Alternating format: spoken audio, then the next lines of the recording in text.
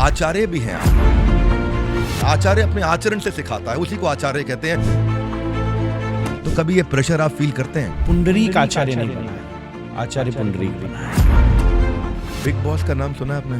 Invitation आएगा तो जाएंगे? तो 1 महीने बाद अगर बिग बॉस बंद नहीं हो जाए तो।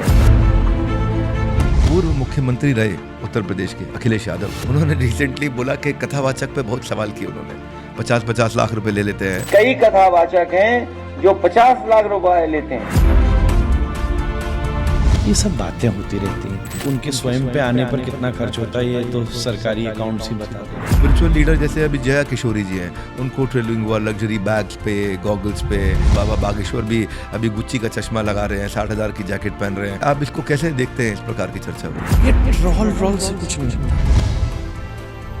मुझे भी बहुत सारी चीजें लोग देते, किसी से छीना नहीं गया। पैसा आपकी लाइफ में कितना इंपॉर्टेंट है? मैं कैलकुलेशंस नहीं करता। 7 साल की छोटी सी उम्र होती है जहां बच्चे एक एस्से नहीं समझा पाते। इन्होंने गीता के जरिए एग्जिस्टेंस का एसेंस समझा दिया। आज जिनसे मिलवा रहे हैं, मिलिएगा। नमस्कार, मैं Vivek Bindra, founder and CEO badabusiness.com। The Vivek Bindra show में आज जो हमारे गेस्ट हैं ना, इन्होंने ऑक्सफोर्ड यूनिवर्सिटी से पढ़ाई करी, एक बड़े संत बन गए। भक्ति का रंग उन पे ऐसा चढ़ गया कि जो स्कॉलरशिप होती है उसको छोड़ के सोल की शिप को चुन लिया। एक ऐसे जहाज को जो आत्मा और परमात्मा को मिलाता हो। ये अपने परिवार की 38 पीढ़ियों की परंपरा के एक ऐसे टॉर्च बियरर हैं, एक ऐसे गोस्वामी गौड़ीय संप्रदाय के 38वें आचार्य, टेड टॉक के स्पीकर रहे, फेमस कथावाचक हैं। आप इनको कहीं ना कहीं सुन चुके होंगे, श्री पुंडरीक गोस्वामी जी महाराज। पहले तो महाराज जी आपका बहुत बहुत स्वागत है। नमस्ते जी, हरे कृष्ण, राधे हरे कृष्ण, राधे राधे।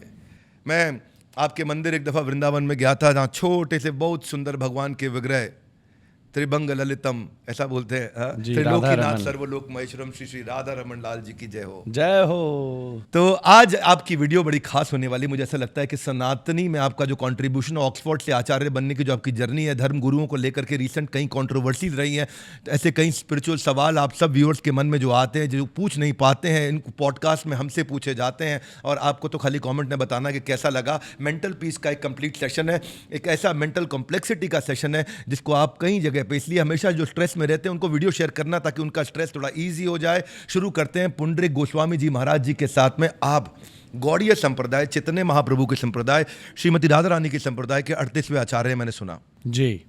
आपकी पूरी पीढ़ी भगवान के विषय में कथा करती रही, गुणगान करती रही। अब जब जिम्मा मिलता है, अब ये जिम्मा आपके पास आया है, अभी भगवान श्री राम की कथा भी राम मंदिर बनने के बाद आपने करी, वहाँ बड़ा अच्छा लगा मुझे सुनकर के आपके बारे में। तो ये जो दबाव आ गया है कि एक आचार्य भी हैं आप इस समय, आचार्य अपने आचरण से सिखाता है, उसी को आचार्य कहते हैं, जिसके आचरण से वो सिखा सके। तो एक्सपेक्टेशन का भी दबाव होता है। तो कभी ये प्रेशर आप फील करते हैं? नहीं, क्योंकि मेरे इसके पीछे का जो आधार है ना, वो किसी को रिझाना नहीं है। I am not trying to impress anyone. ये मेरे ऊपर ना कोई प्रेशर भी है, मैं केवल अपने गुरु की सेवा कर रहा हूँ, इतना सा उद्देश्य है। उन्होंने मुझसे कहा ये करना है, और उसका प्रभाव और परिणाम मैं पूरी दुनिया में अपने चारों तरफ देख रहा हूँ। मुझे प्रेशर किसका होता है? प्रेशर उस चीज़ के लिए लगता है जिस चीज़ में रुचि नहीं होती। प्रेशर कई बार सुलाने में भी लग जाता है, सोने में भी प्रेशर होता है। सबसे ज़्यादा प्रेशर तो आज के समय सोने का ही है, उठने से भी ज़्यादा। पहले ज़माना कहता था जल्दी उठो, ये बात का प्रेशर है। अब ये प्रेशर है कि यार जल्दी। जो आयुर्वेदिक गुरु आए हमारे को, मैं नाड़ी से बताते हैं ना कि वात बढ़ा हुआ है, तो बोले निद्रा की समस्या, निद्रा की समस्या, उसी से तो मैंने पकड़ लिया। तो प्रेशर ही सोने का है। इसीलिए जो चीज़ जब प्रवाह में होती है, मुझे ये लगता है कि पुंडरीक आचार्य नहीं बना है, आचार्य पुंडरीक बना है। अच्छा, पुंडरीक आचार्य नहीं बना है, आचार्य पुंडरीक, यानी आचरण पहले से था। जो जब कोई भारतीय वैदिक संप्रदाय में अनुभव करता है, तो जब हमारा जन्म है डॉक्टर साहब, तो वो प्रत्येक जन्म उसके निर्णय में नहीं है। जैसे गीता, रामायण जैसे शास्त्रों में कहा, आपने अपनी बर्थ तो चुनाव नहीं की ना, लाइफ डिसाइड की है। अगर कोई किसी पर्टिकुलर प्लेस में पैदा हुआ है, किसी लाइन में पैदा हुआ है, तो उसके पीछे कोई ना कोई डिवाइन उद्देश्य तो होगा ही ना। आज आपका जन्म ब्रज में हुआ था? मैं वहीं से शुरू कर रहा हूँ। सबसे पहले तो मैंने पुराणों में पढ़ा है कि शायद 100 जन्मों का पुण्य होता है तब इस देश में जन्म मिलता है। इस देश में रह के भी जब पुण्य होता है 1000 जन्मों का, तब सनातनी व्यक्ति पैदा होता है। और जब सनातन धर्म में रहते हुए भी लाखों जन्मों का पुण्य होता है, तब कोई व्रजवासी बनता है, और व्रजवासी बन करके भी करोड़ों जन्मों का पुण्य होता है, तब राधा रमण जी की अंग सेवा का सौभाग्य प्राप्त होता है। भगवान ने स्वयं कहा ना, हजारों जन्मों का, जन्मांतर सहस्त्र बहु नाम जन्म नाम अंते ज्ञानवान माम प्रपद्य थे। तो अनंत अनंत जन्मों का प्रभाव है। तो ये इस पूर्व जन्म कृत परिणाम ने मुझे जिस परिस्थिति में जन्म दिया, जिस व्यवस्था में जन्म दिया, मैंने आधुनिक पूरी ज्ञान से उस बीज को और विकसित करने का प्रयास किया। तो इतने सारे करोड़ों जन्मों के पुण्यों को लेकर के आप राधा रमण जी की सेवा में लगे। हम आपका चरण स्पर्श करते हैं, उसमें से कुछ परसेंटेज हमारे पास भी आ जाए। अरे हम तो बिजनेसमैन हैं, हम तो परसेंटेज में काम करते हैं। हमें तो रेवेन्यू शेयर चाहिए, हमें इसलिए आप पुण्य का व्यापार शेयर वाले, चाहिए। हम प्यार वाले। तो आपकी फैमिली में क्या कोई ऐसा भी है जिसने फिर ये आध्यात्मिक सेवा छोड़ के और भौतिक संसार में फिर सेवा में लगे, या पूरी की पूरी फैमिली ही इसी प्रकार सेवा में रहती है? नहीं, मैं तो अपने पिता का एक अकेला ही पुत्र हूँ, तो मैं उसको, मेरे पर कोई प्रेशर नहीं था, इसलिए मुझे विदेश पढ़ने भेजा। मैं बचपन में कृष्ण स्कूल का पढ़ा व्यक्ति हूँ, मैं दिल्ली विश्वविद्यालय में पढ़ा हूँ। मुझसे ये नहीं कहा गया कि तुम्हें ये करना है, आज तक नहीं कहा गया, परंतु मेरे सामने स्वयं में इंस्पिरेशन बनी। इंस्ट्रक्शन और इंस्पिरेशन में फ़र्क होता है। किसी को भी निर्देश अच्छा नहीं लगता, प्रेरणा अच्छी लगती है। वाह। जब हम तो आप पे वैष्णव बनने का कोई दबाव नहीं था? कोई दबाव नहीं था। आप लेकिन वैष्णव स्वाभाविक रूप से बने? स्वाभाविक रूप से मेरे सामने पूरी चॉइस थी। मुझे अभी भी याद है, मुझे तो कई बार पिताजी यूँ भी कहते थे, यार इसमें बहुत झंझट है, बहुत लोग आते हैं, तू कुछ और पढ़, कुछ बढ़िया से कर। मुझे परखते थे, मैं उस चीज़ को बड़ी ध्यान से देखता था, परंतु मैंने ये देखा कि मेरे भीतर क्या विकसित हो रहा है। और सही बात तो ये, आपसे एक बात कहूँ, सब सोच लो, सब कर लो। कभी कभी जीवन में ऐसा होता है ना, जैसे व्यापारी को धन को देखकर होता है, कोई डील को देखकर होता है, कि वो उसका सब सोच खत्म हो जाती है कि यार अब जो अच्छा हो बुरा हो कुछ भी हो, ये तो कर ही डालना है। तो मेरा राधा रमण कुछ ऐसे ही है, जिससे उसकी नज़र मिली है ना, उसकी सारे दिमाग ही बंद हो गया, सारा दिल कुछ अलग ही गति से धड़क। हमारा भी दिमाग खोलिए महाराज जी। आप वैष्णव बन गए, हम कैष्णव बन गए। आप गोलोक धाम जाएंगे, हम गुल्लक धाम जाएंगे। दोनों में कोई फर्क नहीं है। फर्क नहीं है? फर्क नहीं है। हाँ। बस इतना सा अंतर है कि आप प्रॉफिट और लॉस आप केवल वस्तु का करते हैं, मतलब मुद्रा का करते हैं। प्रॉफिट और लॉस मुद्रा का विचार करते हैं, हम कर्म का करते हैं। कोई फर्क नहीं है। हम भी प्रॉफिट और लॉस का विचार करते हैं, पर कर्म का करते हैं। व्यापारी प्रॉफिट और लॉस का विचार करता है, पर केवल मुद्रा का करता है।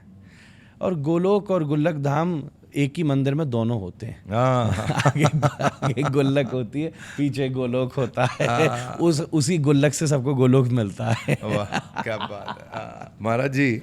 फिर लेकिन ऑक्सफोर्ड से आपने आकर के चुना कि मैं आध्यात्म की राह को चुनूंगा, और आपने बताया कि ये आपका अपना चुनाव था, आप पे दबाव नहीं था, ये अंदर का प्रभाव था जी। मैं ये पूछना चाहता हूँ कि फिर भी अगर आप इस तरह गुरु नहीं बनते, इस तरह महाराज नहीं बनते, तो कोई मन में फील्ड चुना हुआ था, यार मैं ये करना चाहता हूँ? हाँ, ड्राइवर बनता। अच्छा। पता नहीं क्यों, पर मेरे को बड़ा पैशन था।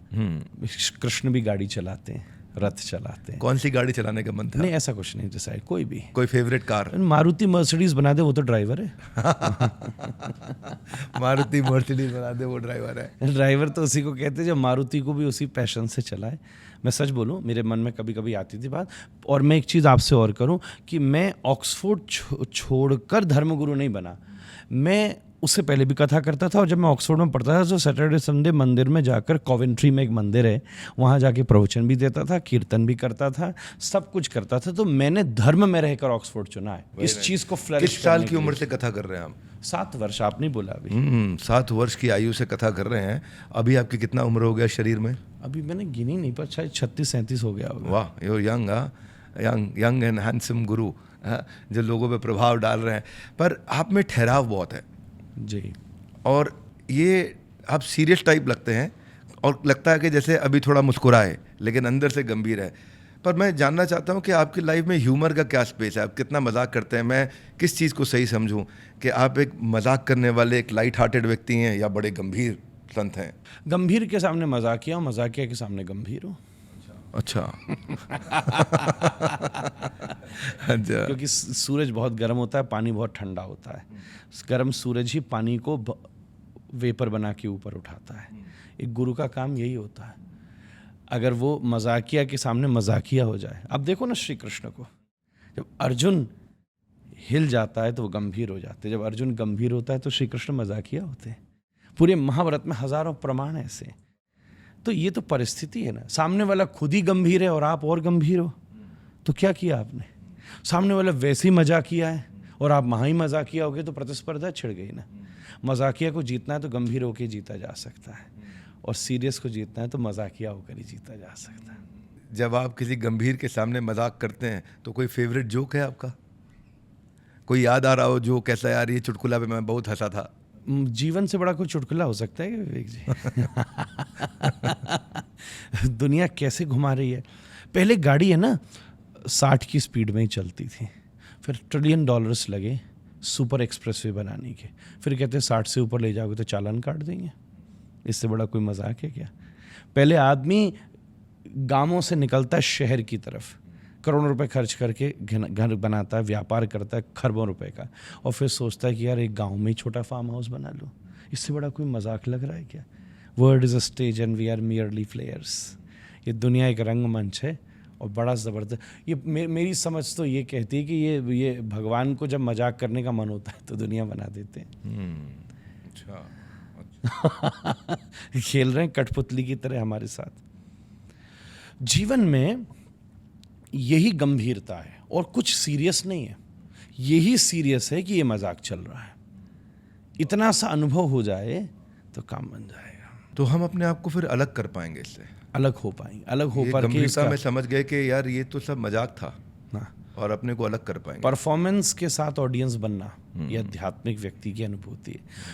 श्री कृष्ण महाभारत के मैदान में कुछ नहीं लड़ रहे, फिर भी केंद्र बने हुए हैं। He is in their but also out of that box. ये अनुभूति जीवन की सर्वोत्तम है। फिर भी आपने एक बात कही तो एक जोक सुना देता हूं। आपको प्रसन्न करने के लिए सुना देता हूं। चंदू नाम के एक सेठ जी थे, बड़े पढ़े लिखे थे, पर पत्नी थोड़ी सी ढीली थी, पढ़ने में कम थी, पर क्योंकि चंदू राम की पत्नी थी तो सोचती थी कि पत्नी हूँ। बेचारी को अंग्रेज़ी नहीं आती थी, पर सोचती थी कि अंग्रेज़ी कम नहीं। दोनों एक दिन बैठे थे तो पत्नी बोली, चंदूराम तुम क्या अंग्रेज़ी जानते हो जो हम जानते हैं? तो चंदूराम ने बोला, अगर मैं जानते हो तो बता, 2 शब्दों का अर्थ बता। बोले, सीनियर और जूनियर में क्या फ़र्क होता है? तो पत्नी बोली, जो समुद्र के पास रहता है वो सीनियर, जो चिड़ियाघर के पास रहता है वो जूनियर। बोले ये कैसे किया? बोले सीनियर जूनियर। मुझे ऐसा लगता है कि दुनिया भी ऐसी मजाक से देखी गई है। शब्द कुछ और था, मायने कुछ और निकाल लिए गए। जिस भीषण जंगल की आग से बच के निकलना था, कम से कम जलकर, सपने को सत्य मानना सबसे बड़ा मजाक है। अच्छा, व्यापार जोरदार करना है पर करना सपने में ही है। ले जाता तो आदमी एक सुई की नोक भी अपने साथ नहीं है। तो जो जा सकता है वो भी कमाना चाहिए। धर्म, अर्थ, काम और मोक्ष, चतुर्विध पुरुषार्थ। आप भी गीता के अच्छे स्टूडेंट हैं, मैं जानता हूँ, इसलिए आपको देखकर ये सब निकल रहा है। नहीं तो मैं इतना सीरियस हूँ नहीं। क्योंकि आप मजाकिया हैं तो मैं सीरियस हो गया। आप सीरियस होते तो मैं मजाकिया हो जाता। नहीं, मैं अभी तो सीरियस हो गया। आपने बताया अब मैं मजाकिया सपने होता को सच नहीं मानना। ये संसार सपना है। बड़ी गहराई है इस बात में, बहुत गहराई है इस बात के अंदर। तो पर हम मजाक की बात कर रहे हैं। कभी स्टैंड अप कॉमेडी देखा है आपने? बचपन में मैं और पिताजी देखते थे। वो जो कॉमेडी सर्कस शुरू हुआ ना, कथा से कभी आते थे, मुझे अभी भी याद है, मुझे बुला लेते थे। तो हम और मैं और अपने पिताजी दोनों और अपने आनंद से बेड पे होते थे। समय रैना का नाम सुना है आपने? समय रैना? हाँ, नहीं वो वाला नहीं सुना। चलो अच्छी बात है। हाँ, उसके ऊपर अच्छा, वो जो आजकल जो कंट्रोवर्सी सी छिड़ी थी कुछ, हाँ, रणवीर इलाहाबादिया, समय हाँ, रैना, ये सब हाँ, ये जो हाँ, ये बिल्कुल सुना। कॉमेडी का स्तर गिर गया। मैं तो पुरानी वाली बात याद कर रहा हूँ, बचपन वाली। कॉमेडी बोल के मुझे याद ही वो आया। अब का स्तर क्या हो गया, अभी अपने आप ही उसका उत्तर छुपा है। पर कभी OTT चैनल देखते हैं आप? हाँ बिल्कुल देखता हूँ। तो आपने मिर्जापुर, स्क्विड गेम्स, आश्रम, पंचायत क्या देखा है? पंचायत नहीं देखा, मिर्जापुर प्ले करी थी, फिर बिजी हो गया। हाँ, आश्रम जरूर देखा। आश्रम तो मुझे लगा कि कुछ आध्यात्मिक कहानी होगी। पर उसमें तो पता चला कि रावण की कहानी थी। तो आश्रम के कितने आपने सीजन देखे? पहले ही देख पाया, वो भी कुछ ही एपिसोड। फिर मेरे को ऐसा लगा कि ठीक है, बेचने के लिए चीज़ अच्छी है। Okay okay. तो आपका ओटीटी में अब तक का फेवरेट प्रोग्राम क्या रहा है? संगीत से संबंधित एक बंदिश करके एक मूवी आई थी, उसके कुछ एपिसोड्स मैंने लाइक किए। उसमें क्लासिकल म्यूज़िक को बहुत मोटिवेशन दिया गया और कैसे क्लासिकल म्यूज़िक और जो नया संगीत पैदा हुआ है, वो एक एपिसोड्स बना था पूरा मूवी कुछ उसका बंदिश के ऊपर। मुझे वो बात ध्यान में आया। और एक द फाइनल कॉल करके एक फ़्लाइट थी, एक मूवी थी, I think the final call. वो मूवी जब मैंने कोविड से लेकर अभी तक देखी है, 2-3 ऐसे हैं जो मुझे ध्यान में रहते हैं। रैंडमली तो बहुत सारी देखने में आ जाती हैं। एक फाइनल कॉल करके मूवी सी आई थी, ओटीटी प्लेटफॉर्म पर ही आई थी I think, and it was related to a flight. मैं देखूंगा। मैं very much connected to the recent incident जो भी हुआ था, कि एक ज्योतिषी ही था जिसको ने प्रोडिक्ट किया और उसको पता था कि जीवन तो अनस्टेबल है, तो वो उसी फ्लाइट, मतलब पता होते हुए भी उस फ्लाइट में गया जो कि क्रैश करने वाली थी। और फिर उसको ये याद रहा, तो उसको ये भी अंदाज़ा हुआ कि कौन बचेगा, तो उसने उसमें एक व्यक्ति को अपना पूरा ज्ञान ट्रांसफ़र किया। तो जैसे आप बात करते हैं ना, लेगेसी को इस्टेब्लिश करना, तभी चीज़ आगे बढ़ती है। तो ऐसा बहुत डीप था, very nice, it was good. Big boss का नाम सुना आपने? हाँ सुना है कभी इनविटेशन आया? ना, इनविटेशन आएगा तो जाएंगे? इतना बिग होना ही नहीं कि बॉस बुला ले। पर इनविटेशन आएगा तो जाओगे आप? क्या करूँगा? अच्छा। हाँ नहीं, कथा रखेंगे तो ज़रूर जाऊँगा। अनिरुद्धाचार्य जी महाराज तो गए थे। हाँ मैंने सुना, उनको बेचारों को भी लगा था कि वहाँ कथा होनी है। हम लोग तो ब्रजवासी लोग हैं, पता चला व्यथा है। तो मेरी व्यासपीठ लगाएं वहाँ बिग बॉस वाले, और मेरी पोथी रखें, मेरे कीर्तनिया साथ में जाएं। अरे मैं तो 1 महीना रहूँगा, और 1 महीने बाद अगर बिग बॉस बंद नहीं हो जाए तो दाढ़ी बड़ी कर लेंगे। बनी हुई इसलिए कटा तो सकता नहीं हो। इंस्टाग्राम इस्तेमाल करते हैं? बिल्कुल करता हूँ, और जोरदारी से करता हूँ। रील्स आती है? आती है। कोई अजीबोगरीब रील देखी पिछले कुछ दिनों में? सारी अजीब सी लगती है। कुछ सारी अजीब ही चलती हैं। हाँ। अरे वो चाइनीज कोई गाना बड़ा निकला था, वो बड़ा अजीब लगा मुझे। उस पर जिन्हें क्या क्या लोगों ने वीडियो बना के डाले हैं, मैं गा नहीं सकता, उसके शब्द बड़े विचित्र हैं। अन्ना बात चाहिए। अच्छा। प्रेमानंद महाराज जी दिखते हैं रील्स में? खूब दिखते हैं। और ज़्यादा कौन दिखते हैं, अनिरुद्धाचार्य जी महाराज या प्रेमानंद महाराज? मैं इतना गणित करने कभी बैठा नहीं कि कौन ज़्यादा दिख रहा है, और जितनी अवसर मिलता है तो सच बोलूं तो मैं 2 चीज़ें विशेष देखता हूं। जब कभी कोई राधा रमन जी का चित्र आ जाए अपने यहाँ का, अपनी जगह, और दूसरा अगर मेरा स्वयं का कुछ आ जाए, तो मैंने 3 घंटे बोला, उसमें से लोगों ने क्या पकड़ा, मैं उसमें ज़्यादा फोकस करता हूँ। वेरी सॉरी टू से, बहुत सारी रील्स आती हैं, प्ले भी हो जाए, 10-20 सेकंड देख भी लूँ, पर जब मेरे सामने मेरा स्वयं का कंटेंट आता है, क्योंकि मैं जानता हूँ मैं कथा जब करने जाता हूँ तो एटलीस्ट 3 घंटे बोलता हूँ, कंटिन्यूस बोलता हूँ, और वो मेजर अपलोड्स होते हैं सोशल मीडिया पर, और जितनी रील्स निकलती हैं वो उस 3 घंटे के विषय से निकलती हैं। तो मैं ये एनालिसिस करता हूँ कि लोग क्या पसंद कर रहे हैं, क्या उसमें से उन्होंने मैं जो देना चाहता था वो पकड़ा कि नहीं पकड़ा, या मैं उस उद्देश्य को ठीक से पूरा कर पा रहा हूँ कि नहीं, उसके अनुसार अपनी अग्रिम प्रस्तुतियों में चेंजेस भी लाता हूँ। महाराज जी, मैंने सुना आपकी रिसेंटली शादी हुई? अरे बहुत टाइम हो गया, 3 बच्चा हो गए अब तो। 3 बच्चा हो गया? ओके। तो सवाल फिर लेट भी हो गया। रिसेंट है, इसका मतलब we both are doing good. दुनिया को ऐसा लग रहा है तो we both are doing good. तो लेकिन लोग कहते हैं, दोस्त लोग भी बोलते हैं कि अक्सर कि तू शादी के बाद बदल गया है। आपको भी किसी दोस्त ने बोला शादी के बाद बदल गए हो महाराज जी? शादी के बाद भी जो न बदले उसकी शादी में संदेह है। अच्छा। तो कैसा बदलाव आया? नहीं, अब ये बदलाव दोनों पर निर्भर करता है। अगर वो दोनों सकारात्मक जन हैं तो सकारात्मक बदलाव आएगा। तो मेरे जीवन में एक मेरी पर्सनल बात भी थी, क्योंकि मेरे पिताजी बहुत कम उम्र में चले गए, फिर मेरे दादाजी चले गए। टेक्निकली मैं और मेरी माँ और मेरी एक छोटी बहन, हम 3 ही लोग क्लोज्ड रह गए। तो मैं बहुत सीमित परिवार के व्यक्तियों में हो गया था, मानने वाले, चलने वाले, तो लेगेसी खड़ी थी। तो एक कहीं ना कहीं इतनी बड़ी व्यवस्था, और मेरे स्वयं के लिए भी कोई एक मेरे साथ, मुझे एक ऐसा मन में भी था कि इस परंपरा को भी आगे ले जाने वाला हो। और दूसरी बात है, हम लोगों की आइडियोलॉजी में तो गृहस्थ का प्रवेश भी राधा रमन जी की सेवा के लिए होता है। फिर मेरे पिता बाबा ने कृपा करके, राधा रमन जी ने कृपा करके मुझे जीवन साथी दिया, और मेरा उसके साथ खूब प्रेम है, उसका मेरे साथ खूब प्रेम है, और हम दोनों का राधा रमन जी के साथ खूब प्रेम है। ये भगवान ने आशीर्वाद दिया, और अब हम दोनों ही अपनी जो टॉर्च लेकर चलते हैं इस समय, मैं कथा के माध्यम से, वो निमाई पाठशाला के माध्यम से। Very good. आपने निमाई पाठशाला के बारे में बताया था, 2 लाख बच्चे डिजिटली पढ़ रहे हैं उसमें। हाँ, और फ्री ऑफ कॉस्ट, और वॉलंटियरली रन है। वॉलंटरीली रन है। That's very nice. तो आपका इतना प्रेम है, ये बड़े सौभाग्य की बात है। बहुत कम लोगों को ऐसा जो है ना जीवन में सुख मिल पाता है। तो कभी आप वीकेंड भी प्लान करते हो वाइफ के साथ कि कोई मूवी देखें, कोई फाइन डाइन पे जाएं, कोई रोड ट्रिप पे जाएं, या कोई वेकेशन पे जाएं? ऐसा है, वीकेंड तो नहीं, क्योंकि जब दुनिया फ्री हो जाती है तो हम व्यस्त हो जाते हैं। जब दुनिया, जैसे मैं विदेश हूँ या देश में हूँ, सब लोग कहते हैं Saturday Sunday we are coming to meet you, isn't it?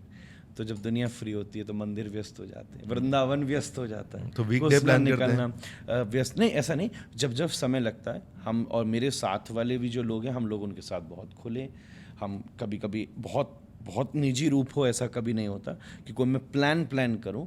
Everyday celebrate करते हैं। कभी कहीं कुछ अच्छी खाने की जगह अगर वहाँ सात्विक रूप से मिल जाए तो हम 2 क्या और भी मेरे साथ 10-20 लोग चले जाते हैं, घूमने चले जाते हैं। कोई बहुत अच्छी मूवी भी आई हो और मुझे पता चल जाए, तो ज़्यादा तो नहीं, 2-4-6 महीने में कभी अवसर मिल जाए तो हम दोनों देखने चले। कहाँ Otherwise, जाते हैं? हम वहीं वृंदावन के पास हॉल नहीं, पर? वृंदावन नहीं, इधर दिल्ली आ जाते हैं, गुड़गांव। मुझे बहुत सारे लोग मॉल में मिल जाते हैं, कई बार मैं ऐसे घूम भी लेता हूँ उधर। तो जब बड़ी आप सहजता जाते हैं तो धोती कुर्ता में रहते हैं, पैंट शर्ट पहन लेते हैं? धोती कुर्ता इससे सुविधाजनक नहीं, आप पहन लोगे तो चारों तरफ से हवा आती नहीं, है। मैंने बहुत साल पहना है। मुझे पता है। इसलिए आप दोनों का सुख जानते। मुझे ऐसी अंतर नहीं लगा, मतलब आई पर्सनली फील हाँ जी। कि मुझे कोई कंफर्ट या डिस्कम्फर्ट नहीं लगा कि मुझे चेंज करने की ज़रूरत है, और कहीं मेरे पास कोई ऐसी बहुत हावी चीज़ आ जाएगी कि चेंज करना पड़ेगा, तो मुझे कोई शर्म नहीं।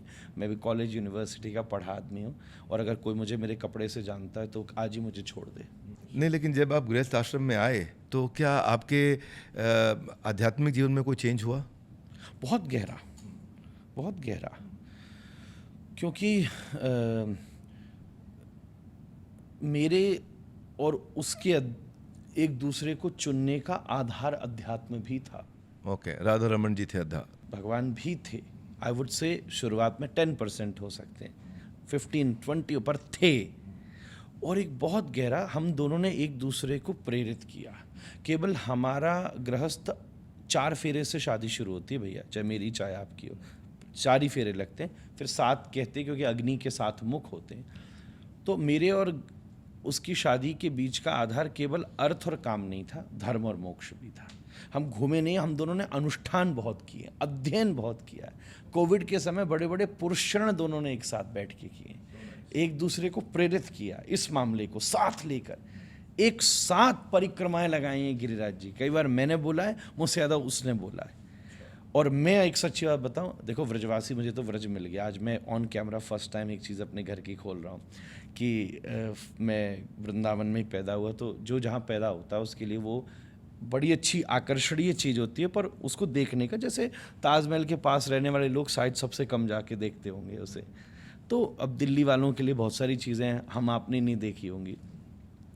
तो विवाह के बाद जब मेरी पहली बिटिया हुई तो मैंने उसको पूछा क्या चाहिए, क्या है। खैर जो मटेरियल 2-4 चीज़ें होती हैं वो हर कपल एक दूसरे से शेयर करता है। उसने कहा मेरी बड़ी इच्छा है कि मैंने भगवान से प्रार्थना की थी मैं दंडवती परिक्रमा लगाऊं।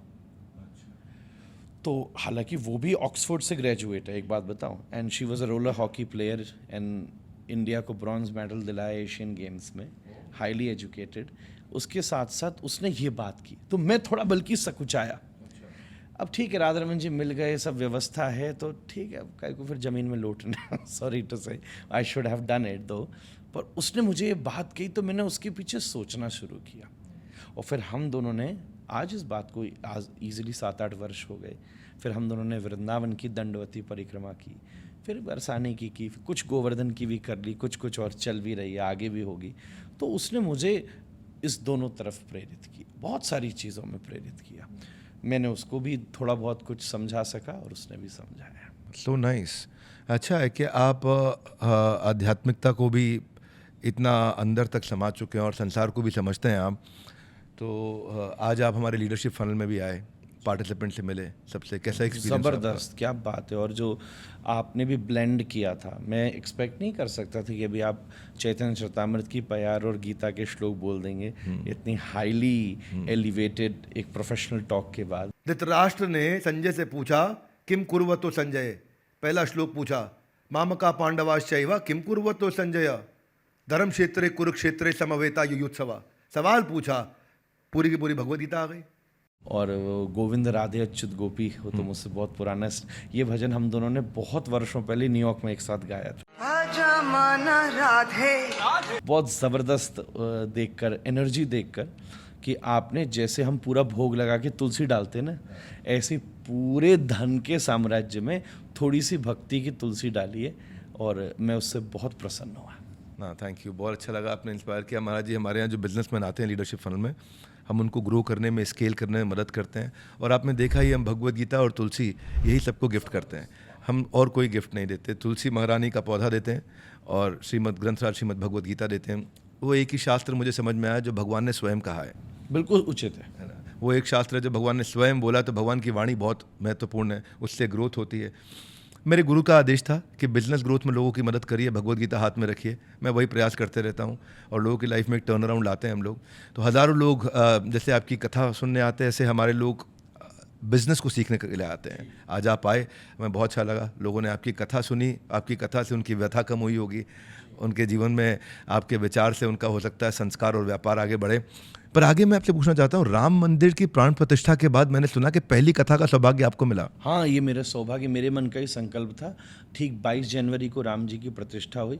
और मैं ये भी एक बात साथ में कह दूँ, जब भूमि पूजन हुआ था, जब थोड़ा सा लॉकडाउन्स चल रहे थे और केवल 200 लोग निमंत्रित थे, चैतन्य महाप्रभु की परंपरा का प्रतिनिधित्व करके उस समय भी मुझे जाने का अवसर मिला। और उसके बाद भी जैसे ही खुला तो पहली कथा भूमि पूजन के बाद भी मैंने अयोध्या में करी, उनकी भगवान हनुमान जी की कैसा कृपा फीलिंग से। था? अद्भुत। और सबसे अद्भुत फीलिंग तो 22 जनवरी के बाद ऐसे लोग जो खड़े हो जाएं तो 10,000 लोग उन्हें घेर लें, ऐसे 10,000 लोग राम जी के चरणों में पड़े थे उस दिन, वो किसी भी फील्ड के हों। हाँ, नहीं, बहुत बड़ी बात कही। हाँ। एक आदमी खड़ा हो जाए, उसको 10,000 लोग घेर लें। इस प्रकार के 10,000 लोग भगवान राम की शरण में आए थे, उस दिन पड़े थे, चाहे वो बॉलीवुड हो। अभी हम पीछे इलॉन मस्क, दुनिया के जी। सबसे धनी व्यक्ति, उनके पिता इलॉन मस्क को मैं अभी अयोध्या राम मंदिर लेके गया हाँ, था। मैंने सुना, मुझे बड़ी प्रसन्नता हुई। मैंने कहा क्या बात है, विवेक बिंद्रा जी ने पूरा विवेक दिखाया। हमने प्राइवेट चार्टर किया था और जाते वक्त ईरोल बोले कि I would like to have butter chicken. तो मैंने बोला कि बात भी मत करना भाई इसके बारे में, मैं आपको जो है ना शाही पनीर खिला देता हूँ। तो shahi paneer, what's that? So I thought vegetarian means cabbage curry. मैं कहा नहीं, वेजिटेरियन खाना अच्छा होता है। और एनीवेज उन्होंने भगवद गीता पढ़ी और भगवद गीता साथ में हमने चर्चा करी। और फिर जब मैंने कहा कि मैं आपकी गीता गाड़ी में रख देता हूँ, तो बहुत अपसेट हो गए, बोले नहीं मेरे पास ही रहने दो। मतलब he liked Bhagavad Gita so much, और फिर पढ़ने लग गए।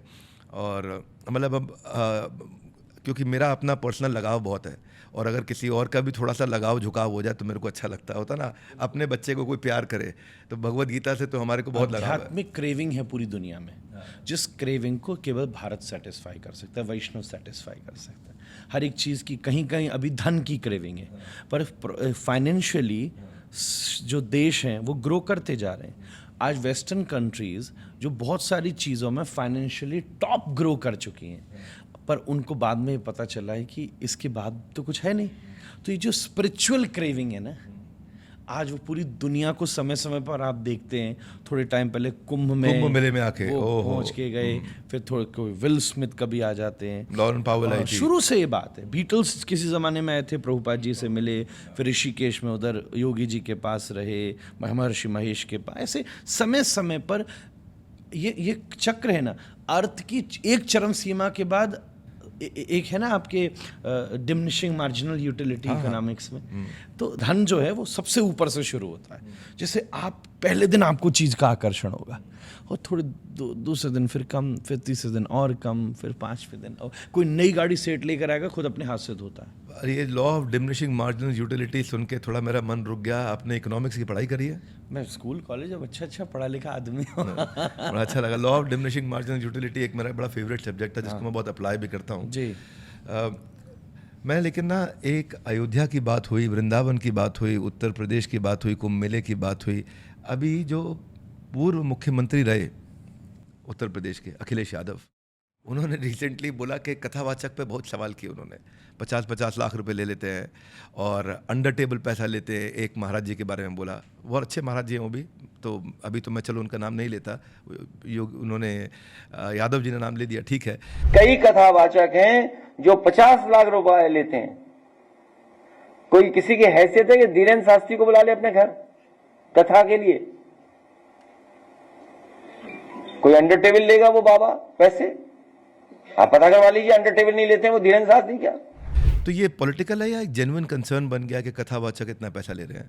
नहीं, अंडर टेबल उन्होंने कभी बैठ के प्रणाम नहीं किया होगा, इसलिए उनको दिखा ही नहीं नीचे से क्या आ जा रहा है। अगर प्रणाम कर लेते तो दिखता तो सही कि क्या है। फिर माल नहीं दिखता, मालाएं ज़रूर दिखती कि वो झोला में जो 50 माला साथ में रखते हैं। ये सब बातें होती रहती हैं। इसका मतलब यही है ना कि कहीं ना कहीं मन में उनकी पीड़ा है। उनके स्वयं पे आने पर कितना खर्च होता है ये तो सरकारी अकाउंट्स ही बता देगा। बहुत सारी चीज़ें हैं, ये महत्वपूर्ण चीज़ नहीं। एक्सपेंडिचर इज़ नॉट इम्पॉर्टेंट, गोल बड़ी बात है। वो कोई आदमी लेकर देकर, ये मैंने माथे पर तिलक लगाया है जिससे आप मुझे वैष्णव कह रहे हैं, ये भी मैंने 25 रुपये में ख़रीदा है, 30 रुपये में लाया। नहीं, इसकी बात ठीक है महाराज जी, 25 रुपये में आपने तिलक लिया, कोई भक्तों ने डोनेशन दिया, आपने तिलक लिया। पर अब जो ट्रोलिंग हो रही है वो इस बात पे हो रही है कि स्पिरिचुअल लीडर जैसे अभी जया किशोरी जी हैं, उनको ट्रोलिंग हुआ लग्जरी बैग्स पे, गॉगल्स पे, या क्रिश्चियन डेवर का बैग है अब 2 लाख का, 3 लाख का। बाबा बागेश्वर भी अभी गुच्ची का चश्मा लगा रहे हैं, 60,000 की जैकेट पहन रहे हैं। तो ये एक्सपेंसिव चीज़ें हैं, लेकिन ये किससे हो रहा है? लोगों की डोनेशन से हो रहा है, क्योंकि जया किशोरी भी कथा करती है, महाराज जी भी कथा करते हैं, आप भी कथा करते हैं। तो इसके ऊपर जो है आप इसको कैसे देखते हैं, इस प्रकार की चर्चा को? सीधी बात ऐसी है, किसी से छीना नहीं गया है या किसी से भी नहीं छीने। मुझे भी बहुत सारी चीज़ें लोग दे देते हैं, पर मैंने उनको ये पूछा, मैं उनके पास था, उन बेचारों को ये पता भी नहीं था कि इसको गुच्छी बोलते हैं। चीज़ें आ जाती हैं। मैं आपके स्वयं गुरु महाराज के प्रति भी निवेदन करूं, परम सन्यासी, पर कभी जब उनका स्वास्थ्य बिगड़ा तो उनको भी कैरावैन में ट्रैवल करना पड़ता। वो कैरावैन मैंने ही दी थी जी, मुझे पता, मैंने बनाई आप थी, नहीं दी थी, बहुत तो मेहनत आप- करी थी और वो, लेकिन हमारे गुरुदेव लेते नहीं थे। मैं समझ गया, 3 साल लगे गुरुदेव को कन्विंस करने में। सब महात्मा ऐसे ही हैं, जो उनके जो बाहर वाले को तो 3 साल की कहानी नहीं पता ना। हाँ, आज अगर सड़क के ऊपर बैठकर आपके गुरुदेव जाएंगे तो वो तो यही सोचेगा, ओहो 1 करोड़ से ऊपर की कैरावैन में बाबा जी घूम रहा है। और उसको पता है ना कि वो कितने त्यागी थे और आपको कितना परिश्रम लगा। And I would say not to same degree, पर एक सच्चे आध्यात्मिक व्यक्ति के जीवन में वो सब ऐसे ही घटित हुआ है। कहीं ना कहीं ये उसके साथ आने वाली चीज़ें। पोजेशंस अपना नहीं मानता, ये दुनिया का सीधा सीधा प्रवाह है। किसी को चश्मे की ज़रूरत है, आजकल तो डुप्लीकेसी बहुत आती है। मुझे तो ये भी संदेह है कि चेक कराना चाहिए कि उन्होंने गुच्ची पहना था वो रियल वाला था कि कॉपी तो नहीं था। ये पता नहीं, किसी मेरे साथ एक बार ही हो चुका है, इसलिए मुझे पता है। किसी ने मुझे कहा कि ये चश्मा बड़ा महंगा है, मैंने कहा उतारो जरा, तू ले ले। उसने लिया तो बाद में वाह, इसलिए दे दिया क्योंकि सेकंड कॉपी था।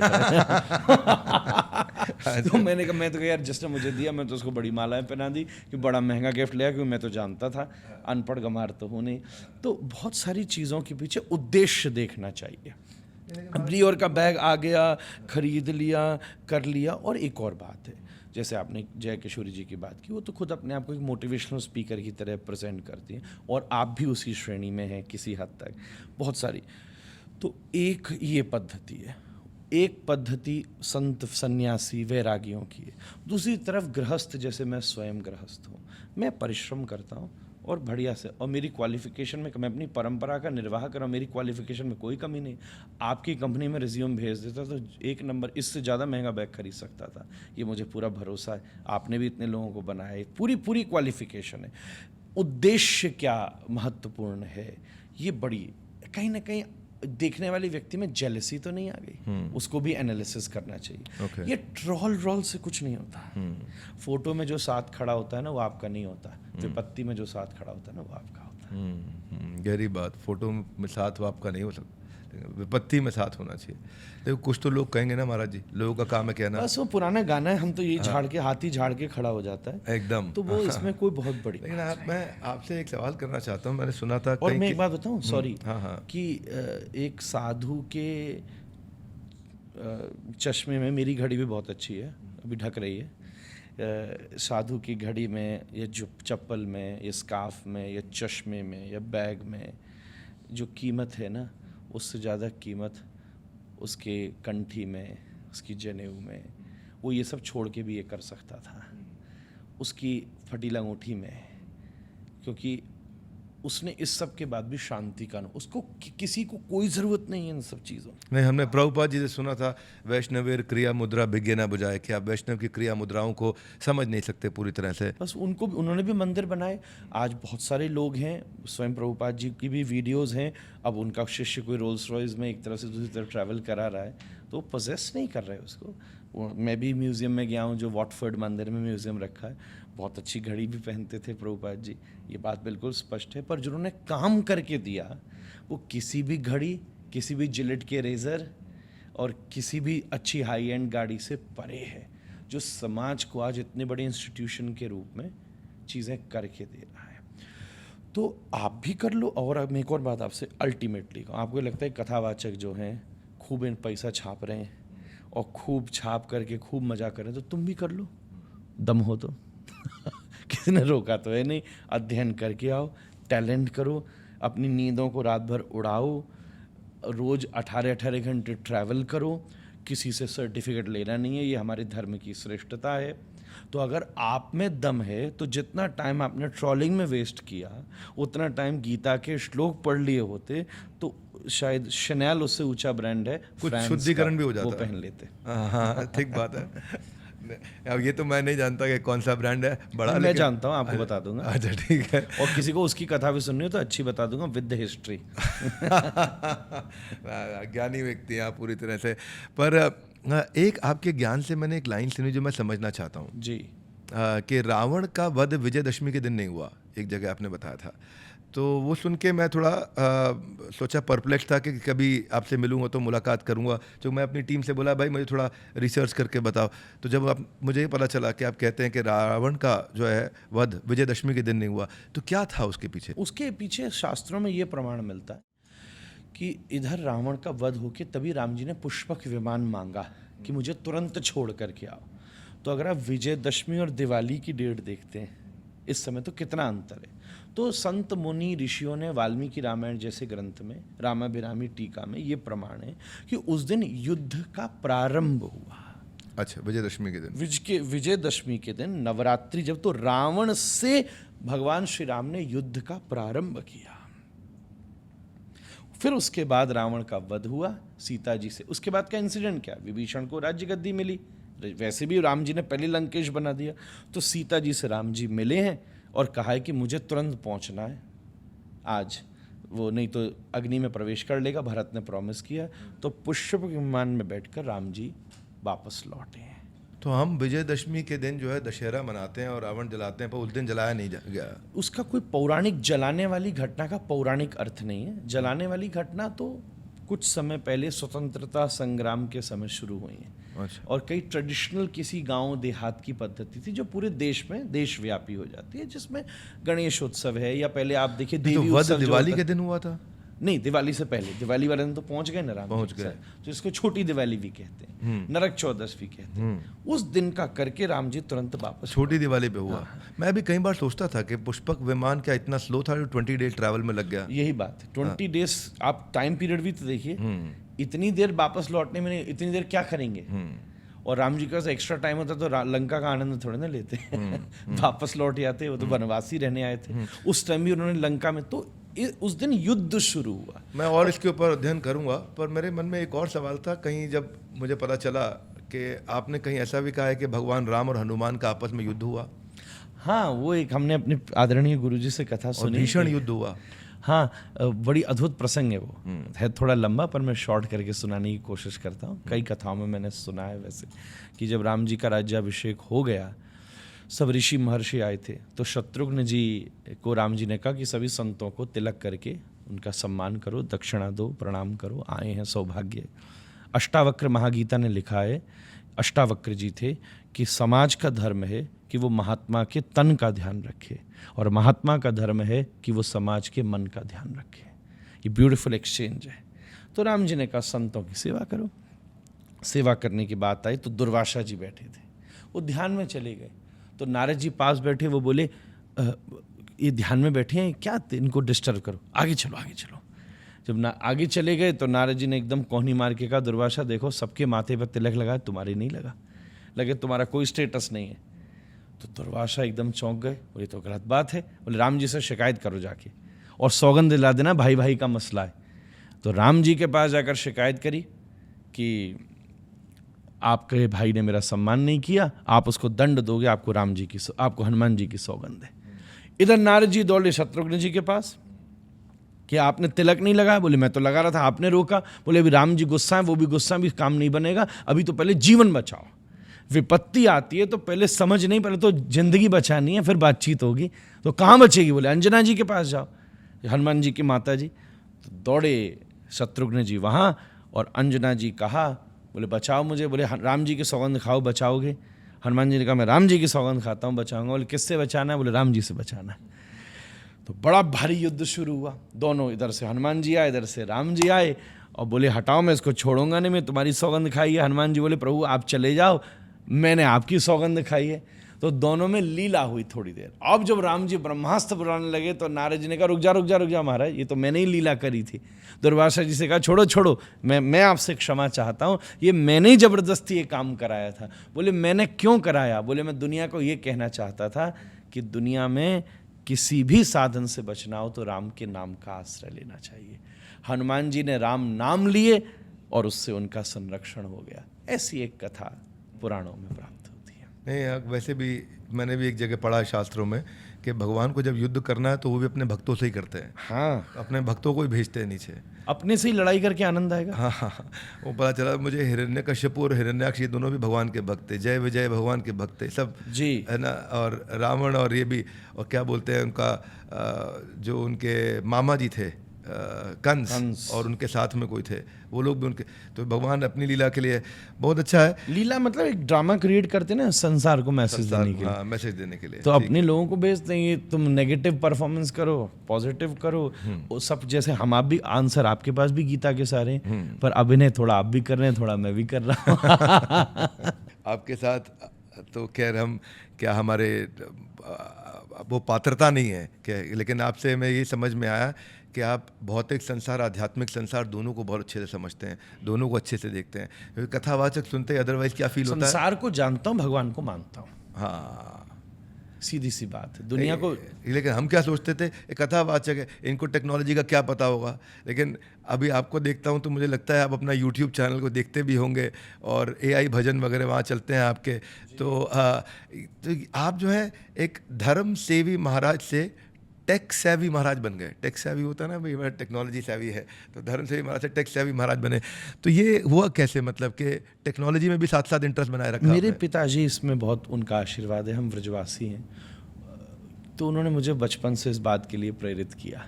एक बात मैं बताऊं, प्रभुपाद जी और मेरे दादाजी बहुत अच्छे मित्र भी थे, क्योंकि वृंदावन है वो रहे भी थे। हमारे वो राधा दामोदर मंदिर में रहते थे, राधा दामोदर, और हम लोग राधा रमन जी में सेवा करते ही हैं। है। हमारे घर में एक चित्र रखा है जो भक्ति वेदांत स्वामी जी ने प्रस्तुत भी किया था, बाबा को दिया था वृंदावन। वो सब पुरानी बातें हैं, क्योंकि जब वो 18 वर्ष दामोदर में रहते थे तब भारतवर्ष का कोई ऐसा महात्मा नहीं होगा जो हमारे दादाजी का श्रोता नहीं था, उनको सुनता नहीं था। शीर्षस्थ महापुरुष थे, पर ये था कि उनकी वाणी होती तो थी पर कोई कैमरा नहीं था उस समय, तो लाउड स्पीकर भी कई सत्संगों में नहीं होते थे, तो ये सब चीज़ें वहीं पर सीमित हो जाती थी। कभी कभी किसी की कैसेट निकलती थी, मुझे याद है 1-2 टेप किसी ने कैसेट निकाली, और वो कैसेट जब घूमने लगी, स्प्रेड होने लगी, तो लोग आश्चर्य में कि ऐसी वाणी, इससे इंटरेस्ट जगा उनको। तो मुझे याद है कि वृंदावन में मैं शायद पहला आऊँगा, उन्होंने मुझे कंप्यूटर दिलाया। एंड आई वुड से, मुझे किसी एक व्यक्ति ने बताया था कि जिस समय भारत में यूट्यूब आया था उस साल हम कनाडा ट्रैवल कर रहे थे, तो I may be the first person who made a YouTube account at that time, but though उस टाइम वो बंद हो गया, किसी उनके जब चेंज हुई तो हमको दोबारा से बनाना पड़ा। फेसबुक जब लॉन्च हुआ ऑरकुट का भी जब कोई ज़माना आया था, वो मुझे इस चीज़ के लिए प्रस्तुत करते थे। और पहले जब मेरे आदरणीय दादाजी और पिताजी होते थे, तब उनकी प्रचार सामग्री की सेवा में मैं रहा करता था। तो उससे मुझे और टैक्स सेवी एडवांस होने रहना हमारे शास्त्रों की परंपरा रही है। सबसे टैक्स सेवी तो व्यास जी खुद ही थे। तो पहले उन्होंने ओम से 4 वेद लिख दिए, फिर सोचा अभी और इसको रेलेवेंस बनाओ, उपनिषद आ गए और रेलेवेंस बनाओ, तो फिर पुराण आ गए, मार्कंडेय, फिर भागवत गीता, कहाँ से कहाँ। अभी महाराज जी, जब YouTube आपने शुरू से ही इतना नज़र रखा, तो अभी YouTube से रेवेन्यू कितना आता है आपको? नहीं, रेवेन्यू मेरे ख्याल से 30-40,000 ही आता है। 30-40,000? हाँ, हम डॉलर्स उसमें नहीं रुपीस, आपको स्क्रीनशॉट दिखा दूंगा, डजन मैटर, मेरी जेब में ही रखा होगा। इससे ज़्यादा 30-40,000 नहीं, क्यों? अब उद्देश्य नहीं है, हम बहुत सारी चीज़ें ऐसी डालते हैं, उस पर ध्यान नहीं दिया कभी। अच्छा, कोई उद्देश्य, वो उद्देश्य नहीं था। ओके। अभी सब्सक्राइबर बेस कितना हो गया? ये तो मुझे भी रिकॉल करना पड़ेगा, बालक से थोड़े दिन से बिजी था। Can anybody, I think majorly जो मेन चैनल है 3-4 लाख तो लोग होंगे ही। ओह, वेरी गुड, वेरी गुड। सो पर आप, पैसा आपकी लाइफ में कितना इंपॉर्टेंट है? मैं भी भूखा ना रहूं, साधु न भूखा जाए, साधु न भूखा जाए, इतनी इसकी इम्पोर्टेंट। मैंने अपनी लाइफ में एक बहुत स्पष्ट बात रखी, मैं कैलकुलेशंस नहीं करता, कभी नहीं तो कैलकुलेशन। आपका ड्राइविंग फोर्स क्या है? मेरी गुरु की प्रसन्नता। मैं सच बताऊं, चाहे मुझसे आज, चाहे मुझसे 10 साल पहले किसी ने पूछा, चाहे 50 साल बाद कोई मुझसे पहले पूछे, अभी भी सार्वजनिक मैं उन लोगों को यहाँ लाके खड़ा कर सकता हूँ। ऐसे लोग भी हैं जिन्होंने मैं 2-2 करोड़ रुपया ऑफर किया, मैंने कथा नहीं करी। और ऐसे लोग भी हैं जहाँ मैं 11,000 रुपये में भी कथा कराया, अभी भी इसी वर्ष में कराया। और नंबर भी दे दूंगा, किसी को ऑनलाइन चाहिए हो तो बात कर लेना, अगर वो अलाउ करे तो। I don't have any problem, they might have any problem कि भाई हमारी बात ना खुल जाए कहीं। अर्थ मेरा विषय नहीं है।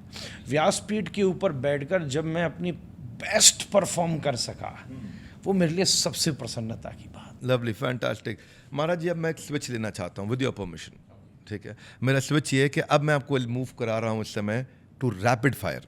वाह, और रैपिड फायर का एक रूल है, मैं जल ना जाऊँ ना, जले आपके दुश्मन महाराज जी, है ना, आपकी वाणी से, लेकिन जले उनके सारे बुरे कर्म और उनकी आध्यात्मिकता आगे बढ़े। I think that will be the right way to say. पर महाराज जी, इसमें नियम यह है कि आप या तो एक शब्द में उत्तर कहेंगे या एक लाइन में उत्तर कहेंगे, वो आपको चुनना है और तुरंत उत्तर देना है। मेरा पहला प्रश्न, आपके लिए धर्म का अर्थ क्या है? राधा रमन जी। अध्यात्म का क्या अर्थ है? हाथ में माला। शांति का क्या अर्थ है? अकेले में खुश रहना। जिंदगी की कोई ऐसी सीख जो आप हमेशा फॉलो करते हैं, ये सीख मैं हमेशा मानता हूँ? सब जो मर्जी हो करो, ग्लानी नहीं होनी चाहिए। ग्लानी है तो रुक जाओ। ओके। लाइफ में कोई ऐसी चीज जिसको याद करके आपको रिग्रेट होता है, दुख होता है, पछतावा होता है? हाँ, मेरे पिताजी और बाबा कुछ और वर्ष होते तो इस देश में कोई दूसरा नहीं होता।